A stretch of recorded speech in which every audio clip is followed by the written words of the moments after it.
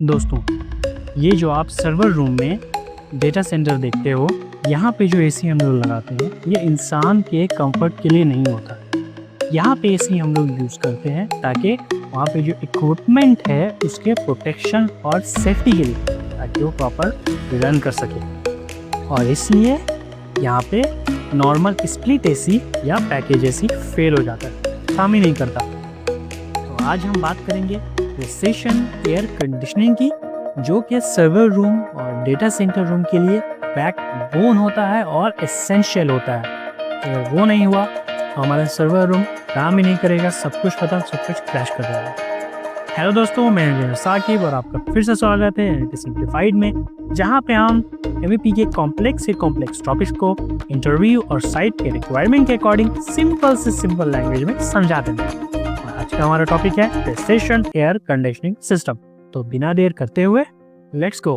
तो सबसे पहले data centre cooling normal AC से क्यों पॉसिबल नहीं है?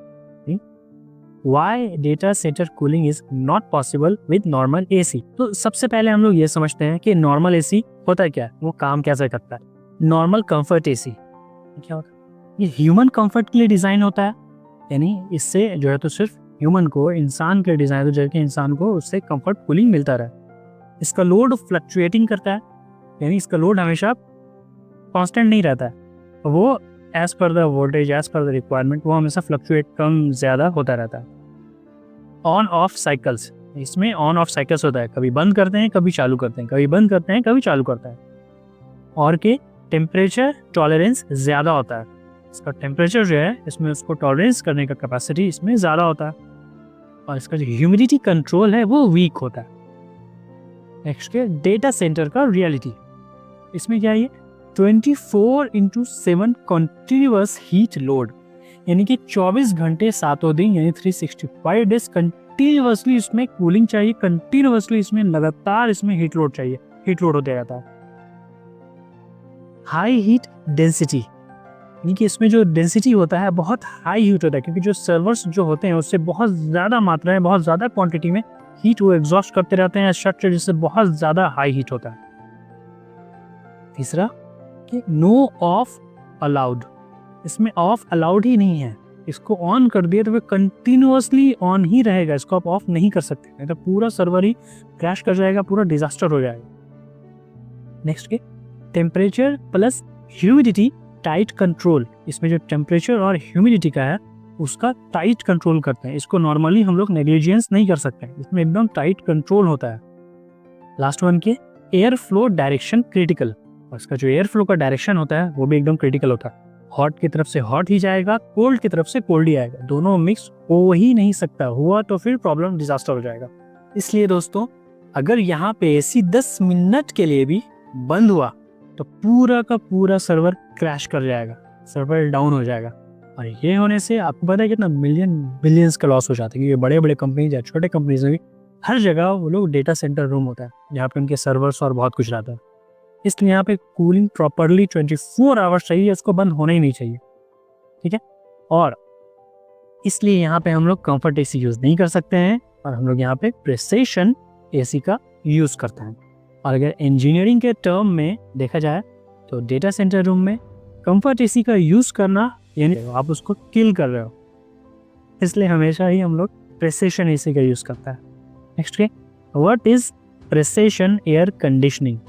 प्रिसिशन एयर कंडीशनिंग क्या होता है? तो दोस्तों, precision air conditioning close control cooling system होता है, जिसमें टेम्परेचर को ±1 डिग्री सेल्सियस के अंदर मेंटेन किया जाता है, ह्यूमिडिटी को ±5% RH मतलब रिलेटिव ह्यूमिडिटी के अंदर कंट्रोल करते हैं, और कंटिन्यूअस ड्यूटी के लिए बना होता है, और हाई सेंसिबल हीट हैंडल करता है। सिंपल लैंग्वेज में हम कहेंगे तो प्रिसिशन एसी कंफर्ट के लिए नहीं, इक्विपमेंट के प्रोटेक्शन के लिए लगाया जाता है।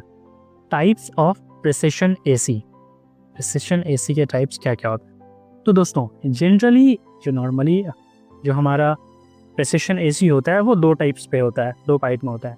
एक के CRAC एंड CRAH। CR मतलब computer room air condition, and CRAH computer room air handler. ये दो टाइप के एसी मोस्टली हम लोग यूज़ करते हैं। अब वो क्या क्या होते हैं वो देखिए। तो सबसे पहले हम लोग देखेंगे CRAC, computer room air conditioner. CRAC क्या होता है? ये DX बेस्ड सिस्टम होता है, यानी कि डायरेक्ट एक्सपेंशन सिस्टम का सिस्टम होता है, और इसमें कंप्रेसर हमेशा बॉडी के इनसाइड, यानी कि जहाँ पे हमारा AC है वहीं पे रहेगा। आउटडोर यूनिट्स में नहीं चाहिए कि बाहर कंप्रेसर है। तीसरा, रेफ्रिजरेंट बेस्ड कूलिंग होता है इसमें, यानी इसमें जो कूलिंग है वो रेफ्रिजरेंट के थ्रू होगा। और जो फोर्थ पॉइंट इसका है, ये हम स्मॉल और मीडियम टाइप के डेटा सेंटर में हम लोग इसको यूज कर सकते हैं। ठीक है, अब इसके प्रोज और कॉन्स देखते हैं, इसके क्या फायदे हैं और क्या नुकसान है। इसके प्रोज हैं कि ये इंडिपेंडेंट होता है और ये इजी टू इंस्टॉल होता है। और कॉन्स इसके ये हैं हमारे कि इसमें पावर कंजप्शन ज़्यादा होता है, और लार्ज डेटा सेंटर के लिए, जहाँ पे बड़े डेटा सेंटर्स होते हैं, उसके लिए इनएफिशिएंट है, वहाँ पे ये फेल कर जाता है, वहाँ पे ये काम नहीं करता है। Next one, CRAH, computer room air handle. तो ये चिल्ड वाटर बेस्ड होता है और इसमें कंप्रेसर का रिक्वायरमेंट नहीं होता है, कंप्रेसर से कूलिंग नहीं होती है। इसमें कूलिंग चिल्लर प्लांट के थ्रू होती है, और ये लार्ज प्लेस के लिए, लार्ज डेटा सेंटर रूम के लिए ये बहुत ही एफिशिएंट, बहुत ही कारगर साबित होता है।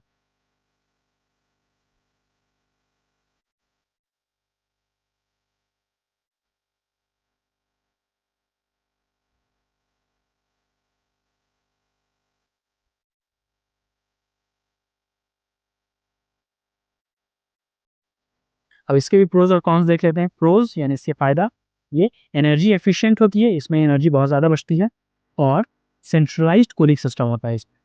अब इसके कॉन्स, इसके नुकसान क्या है?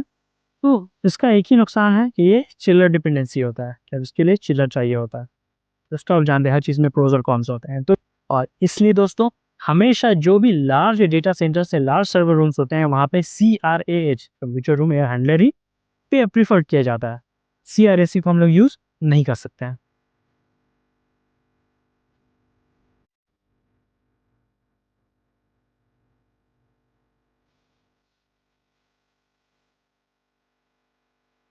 वाई सेंसिबल हीट रेशियो यानी SHR इज इम्पॉर्टेंट, यानी सेंसिबल हीट रेशियो का SHR है वो इम्पोर्टेंट क्यों होता है? यही पॉइंट जो है दोस्तों 90% लोग इसी में फंस जाते हैं, इसी को समझ नहीं पाते। ठीक है, तो इसको हम समझते हैं SHR यानी सेंसिबल हीट रेशियो क्या होता है, ये क्यों इंपॉर्टेंट। सबसे पहले हम लोग देखते हैं कंफर्ट AC। कंफर्ट AC क्या होता है दोस्तों? उसमें sensible heat plus latent heat, यानी कंफर्ट हीट का मतलब इंसान, हमारे लिए, जो इंसान लोगों के लिए होता है, उसमें क्या है? Sensible heat plus latent heat होता है। दूसरा, इसका जो SHR सेंसिबल हीट रेशियो होता है वो आपका 0.7 होता है अप्रोक्सीमेटली। अब डेटा सेंटर के लिए तो इसमें क्या है कि ऑलमोस्ट प्योर सेंसिबल हीट इसमें चाहिए होता है, और जो इसका SHR है सेंसिबल हीट रेशियो, उसको वो अप्रोक्सीमेटली 0.9 से 0.95 होता है। देखा दोनों में डिफरेंस कितना है दोस्तों? सेंसिबल जो नॉर्मल कंफर्ट है उसमें जो SHR वो 0.7 है, और यहाँ पे प्रिसिशन AC में उसमें 0.9 टू 0.95, कितना का डिफरेंस आ गया। और आप सोच करिए सेंसिबल हीट रेशियो की क्या ही चीज़ है? नहीं दोस्त, ये बहुत, किसी भी एसी में ये बहुत इंपॉर्टेंट चीज़ होता है। RH जो रिलेटिव ह्यूमिडिटी होता है, सेंसिबल हीट रेशियो होता है, ये सब बहुत फैक्टर रखता है कहीं पे भी कूलिंग के लिए। और अगर ये डेटा सेंटर के बारे में बात हो रहा है, तो यहाँ पे तो हम लोग उसको निगलेक्ट कर ही नहीं सकते हैं। सोचिए ऐसे, चलो कोई बात नहीं, थोड़ा ऊपर नीचे हो जाएगा तो कोई दिक्कत नहीं है, इंसान नहीं है, ये हमारा सर्वर है, ये क्रैश हुआ, ये प्रॉब्लम किया, आपको पता है मिलियंस का नुकसान हो जाएगा, पूरा का पूरा सर्वर बैठ जाएगा, बिलियंस में नुकसान हो जाएगा।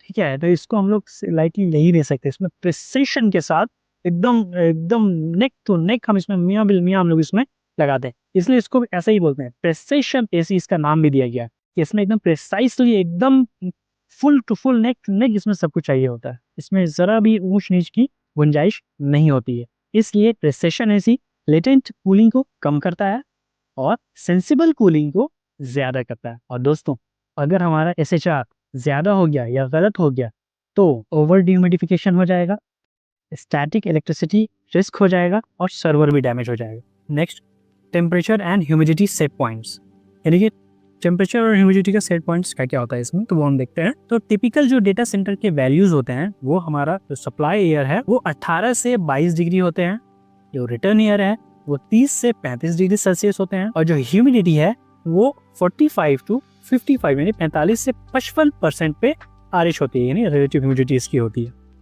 यहाँ पे दोस्तों एशरे जो है तो एक ब्रॉडर यानी ज़्यादा रेंज को, ब्रॉडर रेंज को अलाउ करता है, लेकिन जो हम लोग साइट पे एक्चुअल लगाते हैं वहाँ पे एकदम टाइट कंजम्पशन, टाइट कंट्रोल रखा जाता है, ओके, एक्चुअल साइट के हिसाब से। क्योंकि अगर हाई ह्यूमिडिटी हुआ तो कंडेंसेशन होगा और लो ह्यूमिडिटी हुआ तो स्टैटिक डिस्चार्ज होगा, और ये दोनों ही हाई ह्यूमिडिटी और जो स्टैटिक डिस्चार्ज है ये दोनों ही हमारा सर्वर का किलर होता है। इससे सर्वर को बहुत इफेक्ट होता है, बहुत नुकसान पहुंचता है। Next, air flow management, most critical. अब हम लोग बात करेंगे एयर फ्लो मैनेजमेंट की, जो कि बहुत ही क्रिटिकल स्टेप होता है। एयर फ्लो पे ही समझिए आपका पूरा का पूरा डेटा सेंटर सिस्टम जो है वो डिपेंड करता है। इसको लाइट लिया, ये समझ में नहीं आया, एयर फ्लो मैनेज नहीं हुआ प्रॉपरली, पूरा सर्वर क्रैश और बहुत बड़ा डिजास्टर हो जाएगा। एयर फ्लो ऑब्वियस सी बात है, क्योंकि गर्म हवा, ठंडी हवा, hot air, cold air properly manage करना, हॉट को हॉट की तरफ से, कोल्ड की कोल्ड की तरफ से ही निकलना है, दोनों मिक्स भी यहाँ पे नहीं होना चाहिए। इसलिए एयर फ्लो इतना ही इंपॉर्टेंट होता है ना, और ख़ास करके HVAC के फील्ड में अगर किसी इंजीनियर या सुपरवाइजर, इवन के टेक्नीशियन को भी अगर एयर फ्लो के ऊपर कंट्रोल हासिल हो गया है, कमांड हासिल हो गया है, एयर फ्लो को बहुत अच्छे से वो समझता है, तो वो नेक्स्ट लेवल का बंदा बन चुका है। इंजीनियर ऑलरेडी बहुत सुपर हो चुका है, सुपरवाइजर भी इंजीनियर के समझिए अब बराबर हो गया, और टेक्नीशियन तो भाई वो तो कमाल हो चुका है, जिसको अगर एयर फ्लो के ऊपर कमांड हासिल हो गया। या आप चाहे सेंट्रल AC ले लो, पैकेज AC ले लो, VRF ले लो, प्रिसिशन AC ले लो, कोई भी AC ले लो, अगर आपको एयर फ्लो के बारे में फुल नॉलेज हो गया ना कि एयर फ्लो क्या होता है, उस पर कमांड हासिल हो गया ना, तो आप HVAC फील्ड के किंग हो चुके हैं। ओके नाउ अब देखते हैं हम लोग इसमें एयर फ्लो कैसे काम करता है। Hot oil and cold oil concept हम लोग इसमें देखते हैं। तो कोल्ड एयर सर्वर के फ्रंट से, हॉट एयर सर्वर के बैक से, और इसमें हवा का मिक्सिंग अलाउड नहीं है। तो क्या अब हॉट आयल, कोल्ड आयल क्या होता है, देखिए यहाँ पे एक मैं फोटो डाल दे रहा हूँ, उसमें देख रहे होंगे जो हमारा सर्वर होता है, ठीक है, वो एक रैक में रखा होता है, ठीक है। तो इसी रैक को ही हम लोग आयल बोलते हैं, लिखा जाता है AISLE, लेकिन पढ़ते हैं उसको हम लोग आयल, ओके।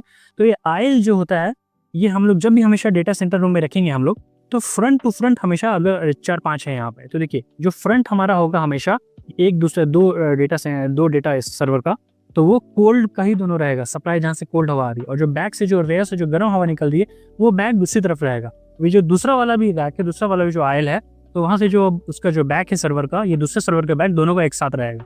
यानी जिधर से गर्म हवा निकल रही है वो आयल को हम लोग हॉट आयल बोलते हैं, जैसे ठंडा हवा निकल रही है उस आयल को हम लोग कोल्ड आयल बोलते हैं। तो हमेशा कोल्ड आयल फ्रंट में रहेगा और हॉट आयल बैक में रहेगा। दोनों एक दूसरे में, हम चाहें कि एक तरफ हम हॉट आयल रखें, एक तरफ कोल्ड आयल रखें, दोनों आमने सामने नहीं, एयर मिक्स नहीं होना चाहिए। कोल्ड हमेशा फ्रंट, हॉट हमेशा बैक, दोनों मिक्स हुआ डिजास्टर, ह्यूमिडिटी बढ़ेगी, हॉट स्पॉट बढ़ेगा, पूरा सर्वर फेल, पूरा एकदम बिल्कुल डिजास्टर हो जाएगा, आपको पता भी नहीं चलेगा। ये 2 से 3 मिनट में आपको खलास। तब इसके टेक्निक, तो इसमें क्या क्या टेक्निक हम लोग यूज़ करते हैं अगर डेटा सेंटर रूम बना रहे हैं। रेज्ड फ्लोर बनाएंगे विथ परफोरेटेड टाइल्स, मतलब जितना नॉर्मल, जितने जहाँ की बिल्डिंग की लेवल है उससे ज़्यादा हम लोग उसका रेज्ड करके फ्लोर बनाएंगे, ज़्यादा ऊंचा होना चाहिए, और परफोरेटेड टाइल्स, ताकि उससे भी कूलिंग उसको मिलेगी। दूसरा, हॉट आयल और कोल्ड आयल को हम लोग देखेंगे, ओके। अगर हॉट एयर, कोल्ड एयर, अगर हवा मिक्स हुई, कूलिंग कैपेसिटी वेस्ट होगी, हॉट स्पॉट बनेगा और इक्विपमेंट फेलियर होगा। वन लाइन में सिंपल में इसको समझेंगे तो डेटा सेंटर का कूलिंग के गेम को एयर फ्लो ही जीतता या हराता है, मतलब एयर फ्लो ही पे डिपेंड करता है, डेटा सेंटर काम करेगा या क्रैश करेगा, क्या करेगा, सब कुछ एयर फ्लो पे डिपेंड करता है। नेक्स्ट की रिडंडेंसी एंड रिलायबिलिटी। तो देखिए डेटा सेंटर में रूल सिंपल होता है, नो रिडंडेंसी नो रिलायबिलिटी।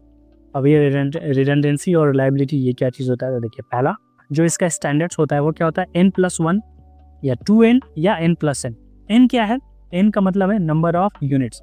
अगर हम n मतलब हमारा रिक्वायर्ड यूनिट अगर 3 पीस है तो n+1 या 3+1 हमेशा 4 रहेगा, ताकि एक बंद हो तो दूसरा चलेगा। दूसरा बेस्ट क्या है, 2n, मतलब अगर 3 यूनिट की रिक्वायर है हमें तो हम 2n यानी 2 3 6 यूनिट हम लोग रखेंगे, इन केस ऑफ इमरजेंसी या कोई बंद हो गया तो दूसरा चलेगा। या फिर n+n, 3 चाहिए तो 3+3 6 कर देंगे। ये n का मतलब ये मतलब होता है, इसीलिए कि एक यूनिट फेल हो जाए तो दूसरे यूनिट काम करे, कूलिंग रुकनी नहीं चाहिए। मैंने 12 बताया कूलिंग यहाँ पे रुकनी नहीं चाहिए, कूलिंग ही मैटर करता है। इसलिए dual power supply, auto change over, BMS monitoring and alarm and alerts, यानी डुअल पावर सप्लाई होना चाहिए कि पावर सप्लाई वहाँ पे सिंगल नहीं, 2 तरफ से आना चाहिए हमेशा, कभी भी एक खत्म हो तो दूसरे से चलेगा। ऑटो चेंज ओवर, अगर वोल्टेज कम है या ज़्यादा है तो ऑटो चेंज ओवर होना चाहिए कि इधर से अगर कम हुआ तो कट से ऑटोमेटिक कट ऑफ होकर दूसरा वो पावर ले लिया, दूसरी तरीके से वो चल रहा है। और हमेशा इसमें BMS से मॉनिटरिंग होनी चाहिए, वो BMS से कनेक्ट होगा, BMS से हमेशा जो टेक्नीशियन या जो भी वहाँ पे मेंटेनेंस के लोग रहते हैं BMS में हमेशा मॉनिटरिंग होनी चाहिए कि क्या हो रहा नहीं हो रहा। और अलार्म सिस्टम होना चाहिए ताकि इसमें कुछ भी अगर प्रॉब्लम हो या टेम्परेचर बढ़ा है तो फटाक से अलार्म बजेगा और सिग्नल देगा और आदमी को पता चल जाएगा, आदमी आगे कुछ ना कुछ उसमें स्टेप्स ले लेगा। Why precision AC is expensive but necessary, यानी प्रेसिशन AC एक्सपेंसिव होता है लेकिन ज़रूरी क्यों है? लोग ऐसे बोलते हैं सर, जो नए लोग होते हैं जो साइट पे हैं, जो अपना कुछ लोग ऐसे होते हैं साइट पे जो पुराने होने के बाद भी अपना एक्स्ट्रा दिमाग ज़्यादा चलाते हैं, HVAC की फील्ड में काम करें लेकिन प्रेसिशन AC के बारे में मालूम नहीं है, डेटा सेंटर के बारे में मालूम नहीं है, और चिल्लर वगैरह में BRF वगैरह में काम किया, क्या हो गया इसमें, क्या है, हम तो नॉर्मल AC लगा देते हैं, कूलिंग ही चाहिए तो कूलिंग दे देंगे। उनकी बात नहीं सुनना है।